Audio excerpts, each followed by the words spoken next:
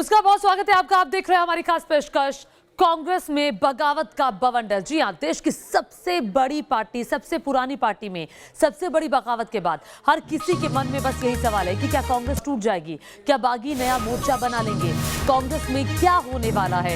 इन सब पर हम बात करेंगे। चर्चा में खास मेहमान हमारे साथ जुड़ेंगे। पहले आपको कांग्रेस के अंदर खाने से हो रही जो खबर आ रही है वो बताते हैं। बागी नेताओं से निपटने के लिए आला कमान रणनीति बना रहा है। सूत्र बता रहे हैं कि आला कमान बागी नेताओं को मनाने के पक्ष में नहीं है और इस मामले में कांग्रेस के वरिष्ठ नेता AK एंटनी इस पूरे मामले को देखेंगे। जो सीनियर नेता हैं, आपको बता दें कि जो कल जम्मू में इकट्ठा हुए थे G23 नेता, सीनियर नेता, गांधी 23 नेता इसे नाम दिया गया है। खुद को उन्होंने वहां पर गांधी 23 नेता कहकर संबोधित किया। तो ये देखिए, बागियों के चेहरे भी हम आपको दिखा रहे हैं। खफा नेता है, असंतुष्ट नेता है और बड़े कद्दावर नेता हैं। उसमें गुलाम नबी आजाद, कपिल सिब्बल, आनंद शर्मा, राज बब्बर, ये बड़े चेहरे इसमें शामिल हैं। इसमें विवेक तनखा और भी कई सारे, मनीष तिवारी समेत कई और बड़े नेता हैं जो शामिल हुए। कल की बगावत की जो मीटिंग हुई जम्मू में, उसको लेकर और सीधे तौर पर सवाल आला कमान पर साधा गया। कहा गया कि नेतृत्व कमजोर है कांग्रेस पार्टी का। हम चाहते हैं कि कांग्रेस पार्टी मजबूत बने। लगातार चुनावों में होती हार की वजह से भी नाराजगी दिखी है। और आज हम वादा करते हैं कि जो भी हम यहाँ बैठे और बाहर। और इसी पर बातचीत करने के लिए खास मेहमान हमारे साथ मौजूद है। हमारे साथ बीजेपी से राजीव जेटली मौजूद है। कांग्रेस का पक्ष रखने के लिए राजनीतिक विश्लेषक तहसीन पूनावाला जुड़ गए हैं। NK सिंह वरिष्ठ पत्रकार और इसके अलावा विनोद अग्निहोत्री भी हमारे साथ मौजूद है। हम उनसे इस मुद्दे पर चर्चा करेंगे कि आखिर ये दिन कांग्रेस के कैसे आए और क्या वाकई में मनाने की कोशिश होगी या जैसे कि खबरें आ रही हैं कि अब मनाने की कोशिश नहीं होगी। कांग्रेस में कैसे बगावत के सुर तेज हुए, कल जम्मू में कांग्रेस के वरिष्ठ नेताओं ने मंच से क्या कहा, देखिए पूरी रिपोर्ट।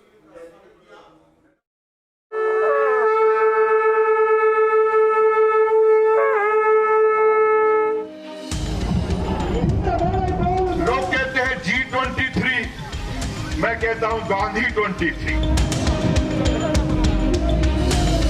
बहुत सारे लोग बाहर भी नेता लोग हैं, वो भी हम लोगों के साथ कि पिछले एक दशक में कांग्रेस कमजोर हुई है। हम में से कोई ऊपर से नहीं आया। गुलाम नबी आजाद के सम्मान में जम्मू में कांग्रेस के पुराने नेताओं का जमघट लगा, लेकिन तेवर और कलेवर बिल्कुल नया नजर आया। ना तो मंच पर गांधी परिवार का कोई सदस्य मौजूद था और ना ही सोनिया, राहुल या फिर प्रियंका की कोई तस्वीर। खास तौर पर जो कपिल सिब्बल है, उन्होंने साफ तौर पर ये कहा है कि कांग्रेस में कहीं ना कहीं जो अनुभवी लोग हैं उनको यहाँ पर इग्नोर किया जा रहा है। एक तरफ तमिलनाडु में राहुल गांधी रोड शो कर अपनी ताकत दिखा रहे थे, तो दूसरी तरफ जम्मू में आजाद खेमा बगावत की स्क्रिप्ट लिख रहा था। जम्मू में हुई सभा के जरिए कांग्रेस के दिग्गज नेताओं ने अपनी ताकत का हाईकमान को एहसास भी कराया और बिना लाग लपेट सीधा संदेश भी दिया। और हमारी आवाज कांग्रेस की सेहत के लिए है, कांग्रेस को मजबूत करने के लिए है। एक बार दोबारा हर सूबे के अंदर कांग्रेस मजबूत हो, नई पीढ़ी के लोग जुड़े। हमने अच्छा वक्त देखा है कांग्रेस का। हम नहीं चाहते कि जैसे जैसे हम लोगों की उम्र बढ़ती है हम कांग्रेस को कमजोर देखें। जिस तरह से कांग्रेस के दिग्गज नेता यहां गरजे, उसके बाद कई सवाल खड़े हो रहे हैं। क्या कांग्रेस में कोई बड़ा खेल होने वाला है? क्या कांग्रेस बड़ी टूट के कगार पर है? क्या नेताओं की यह बगावत राहुल प्रियंका के खिलाफ है? राहुल प्रियंका इस चुनौती से कैसे निपटेंगे? गांधी ग्लोबल फैमिली के शांति सम्मेलन के नाम पर कांग्रेस के तमाम दिग्गज जुटे थे।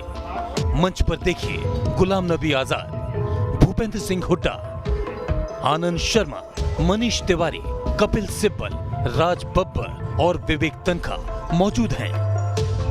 इन सभी के सिर पर केसरिया रंग की पगड़ी बंधी है। अब जरा याद कीजिए, इन नेताओं को आपने इससे पहले केसरिया रंग की पगड़ी में कब देखा था? दरअसल हिंदुस्तान में केसरिया रंग निर्णायक जंग का प्रतीक है, क्रांति का प्रतीक है। तो क्या सिंबॉलिक तौर पर इन नेताओं ने कांग्रेस के भीतर नई क्रांति की घोषणा कर दी है? क्या इन नेताओं ने राहुल सोनिया की कांग्रेस के खिलाफ यलगार का ऐलान कर दिया है। नारायण दत्त तिवारी, अर्जुन सिंह, कुमार मंगलम, ये लोग अलग हुए तो लगा कि अब तो कांग्रेस हिल गई और ये कांग्रेस गई, और नेता अर्जुन सिंह और नारायण दत्त तिवारी, और वाकई उनके रोड शो में बहुत भीड़ लगती थी, हम तो कवर करते, उस समय रिपोर्टर थे। लेकिन आपको बताएं 2 साल 3 साल भी नहीं लगा, सब लोग सर झुका के वापस नेहरू की कांग्रेस में आ गए। जम्मू में जुटे इन नेताओं ने अपने संबोधन में बार बार महात्मा गांधी और कांग्रेस के लिए उनके योगदान का जिक्र तो किया, मगर एक बार भी गांधी परिवार के किसी सदस्य का नाम तक नहीं लिया, उन पर कोई सीधी टिप्पणी तक नहीं की।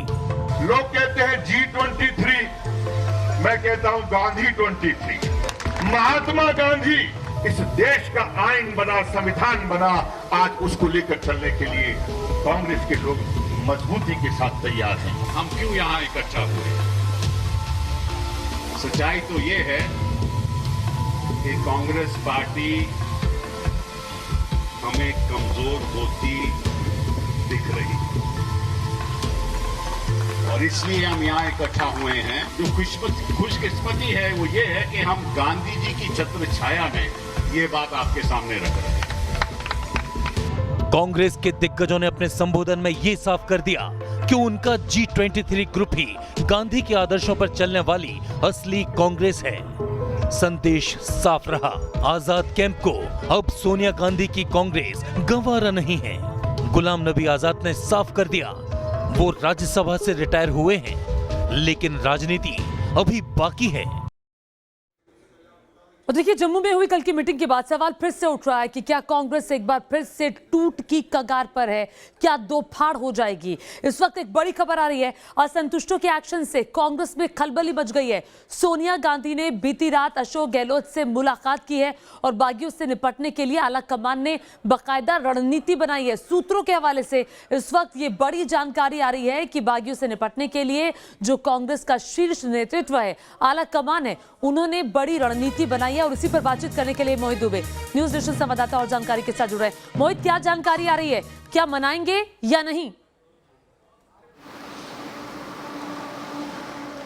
देखिए, G23 के नेता जिस तरीके से जम्मू में लगातार कार्यक्रम कर रहे हैं और कार्यक्रम के माध्यम से सीधी एक ही बात कह रहे हैं कि कांग्रेस कमजोर हो चुकी है, गुलाम नबी आज़ाद के अनुभव का इस्तेमाल नहीं किया जा रहा। और इसी मुद्दे को लेकर कल प्रेस कॉन्फ्रेंस में कांग्रेस ने अपने प्लेटफॉर्म से बोल दिया है कि बेहतर होता कि जम्मू के अलावा वो चुनावी राज्यों में जाते, वहां पर जाके कार्यक्रम करते तो पार्टी की जमीन और ज्यादा मजबूत हो जाती। लेकिन सूत्रों के हवाले से एक और खबर आपको दे दूं कि पार्टी आलाकमान इनको मनाने के पक्ष में बिल्कुल भी नहीं है। पार्टी आलाकमान ने इस पूरे मामले का समाधान निकालने के लिए जो है AK एंटोनी को नियुक्त कर दिया है कि AK एंटोनी इस पूरे मामले को देखे। इसके अलावा एक और आपको खबर दे दूं, कल सोनिया गांधी के साथ अशोक गहलोत जो राजस्थान के मुख्यमंत्री है, उन्होंने कल आधे घंटे तक मुलाकात की, इस पूरे मामले पर बातचीत की कि आखिर इनको क्या चाहिए, G3 के नेताओं को क्या चाहिए, G3 के नेता आखिर करना क्या चाहते हैं। कुल मिलाकर अब देखने वाली बात यही होगी कि आने वाले दिनों में G23 के जो नेता है किस रूप में, किस तरीके से पूरे देश में जाके अपने कार्यक्रम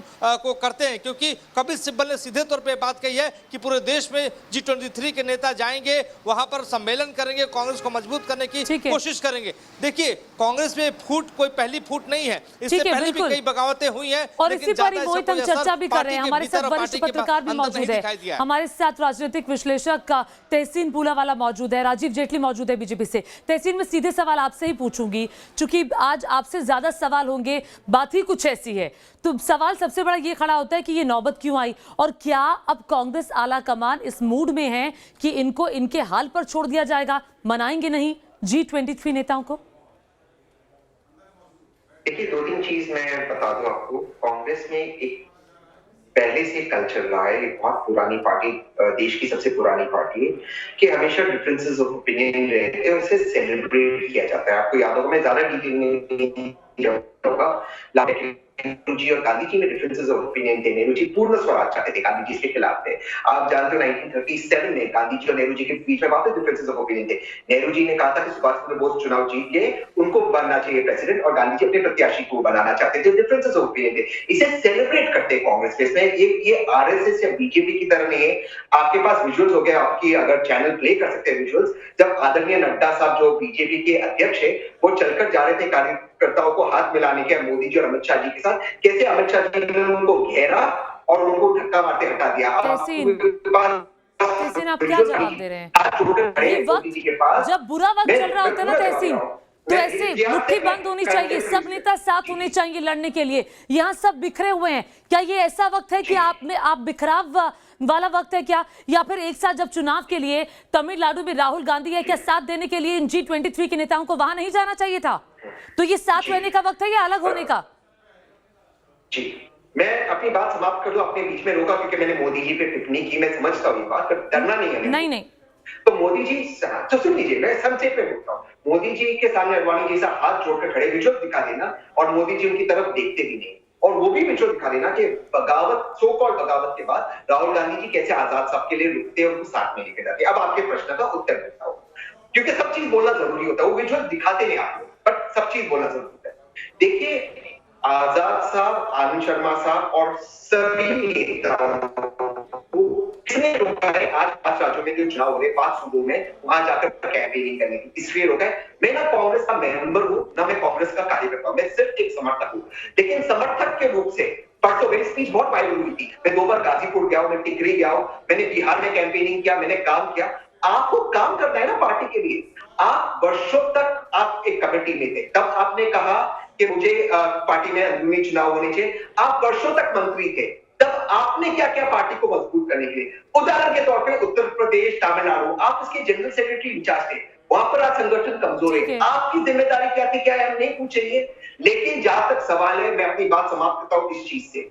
मेरी पूरी श्रद्धा और मेरे जैसे 12 करोड़ कांग्रेस के वोटरों की पूरी श्रद्धा सिर्फ और सिर्फ गांधी परिवार में। हम गांधी परिवार को मानते हैं। ये प्रश्न आप हमें भक्त कह सकते हैं, लेकिन आप मुझे बताइए, क्या कोई आरएसएस के बाद व्यक्ति बीजेपी का अध्यक्ष बना है? नहीं ना।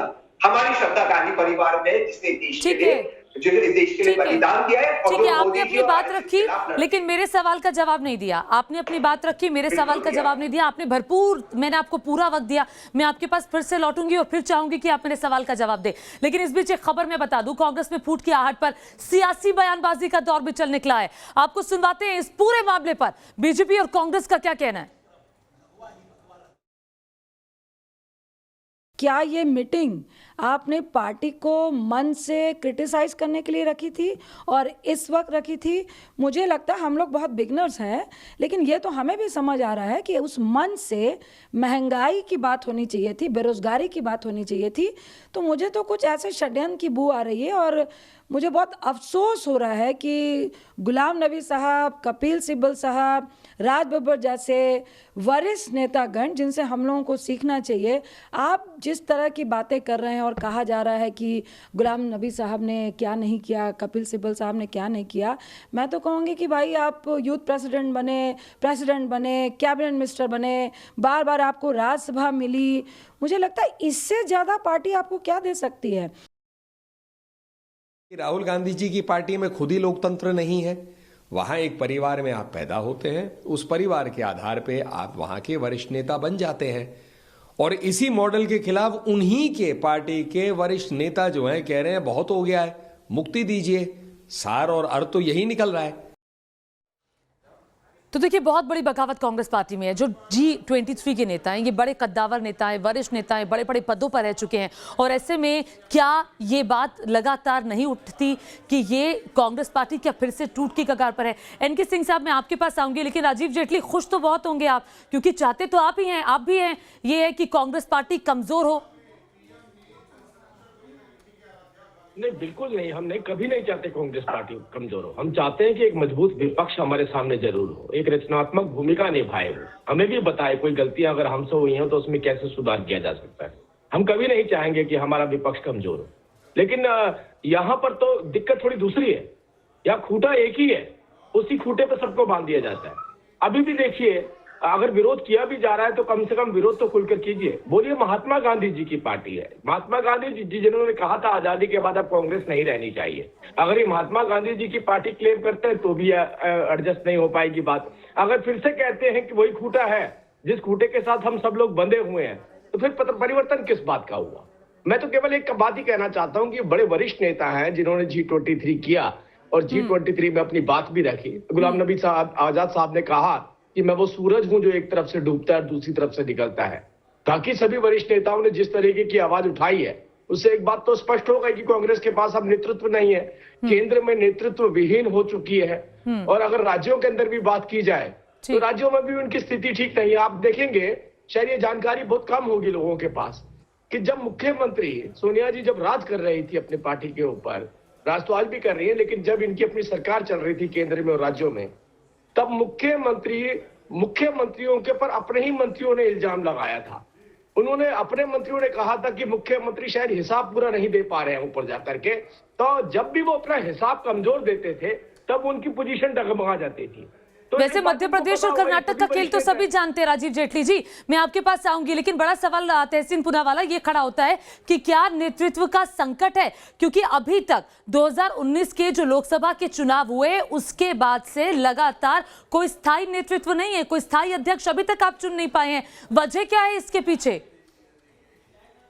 दो चीजें, सबसे पहले कि नेतृत्व की कोई कमी नहीं है कांग्रेस के अंदर, लेकिन आपने जब मुझे लास्ट टाइम रोका, आप या जेटली साहब ने इस प्रश्न का जवाब उत्तर नहीं दिया कि भाजपा में से कौन से अध्यक्ष है जो आरएसएस के बाहर से, कोई नहीं। दूसरी बात देखिए, एक चीज आपको समझना होगा, कांग्रेस पार्टी को जो हम जिसमें श्रद्धा रखते हैं, हम कहते हैं गांधी फैमिली, तो हम इस फैमिली में इसलिए श्रद्धा रखते हैं क्योंकि हम इस फैमिली ने इस देश के लिए बलिदान दिए। अब जेटली साहब ने आकर टीवी चैनल पर कहा कि गांधी जी ने कहा था कांग्रेस को डिसॉल्व करने के लिए, फेक न्यूज है। ये दीनदयाल उपाध्याय व्हाट्सएप यूनिवर्सिटी की न्यूज है जिसे भाजपा बार बार फैलाती है, सच्चाई नहीं।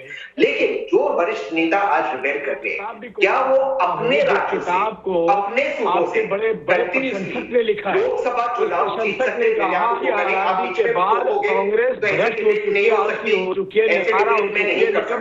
ऐसे डिबेट नहीं उस व्यक्ति ने लिखा है जो प्रशंसक है। एक मिनट राजीव जी, तहसीन को आप बोलने दें। तहसीन मैं आपको पूरा मौका दूंगी राजीव जी। क्योंकि आपने गलत फैलाया कि गांधी जी ने ऐसा लिखा था, आप झूठ बोलते हो, लेकिन फिर आप मुझे रोकोगे जब मैं आपका झूठ पकड़ता हूं। अब मैं कहता हूं, जो दिग्गज नेता आज रिबेल कर रहे हैं, उन्होंने कितने लोकसभा चुनाव कंटिन्यूसली अपने होम स्टेट से जीते? एक का चुनाव में हार जीत चलती, कितने जीते? उन्होंने संगठन को मजबूत करने के लिए क्या किया, इसका उत्तर नहीं देता। तो आप ये कह रहे हैं कि ये नेता आपके लिए कोई मायने नहीं रखते कांग्रेस पार्टी के लिए? जी, आप ये कह रहे हैं कि कांग्रेस पार्टी के लिए ये नेता कोई मायने नहीं रखते? बहुत रखते, इसलिए राहुल गांधी जी का विजुअल चलाए कि वो आजाद साहब के लिए रुके थे, और साथ में वो विजुअल चलाए कि अडवाणी जी तो महान नेता थे, उप प्रधानमंत्री ऐसे खड़े और मोदी जी उनकी तरफ देखते भी नहीं। ठीक है, स्थायी अध्यक्ष क्यों नहीं चुन पाए? मेरे सवाल का जवाब आपने नहीं दिया।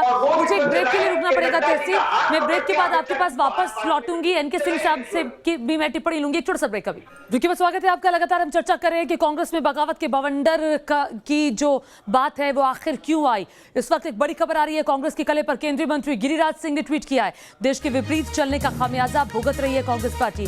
गिरिराज सिंह ने कहा है और कहा कि मोदी विरोध में चीन और पाकिस्तान का समर्थन दुखद है। गिरिराज सिंह केंद्रीय मंत्री है जिनकी टिप्पणी आई है, और लगातार हमारे साथ खास मेहमान बने हुए हैं। एनके सिंह साहब भी मौजूद हैं, तहसीन पूनावाला, राजीव जेटली मौजूद हैं। एनके सिंह साहब, आपके पास आऊंगी।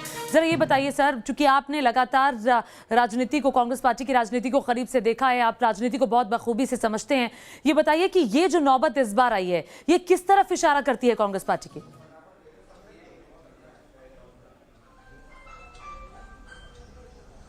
देखिए, एक बहुत साफ बात है कि आपने उस मंच पे देखा होगा कि केसरिया साफा वादे थे।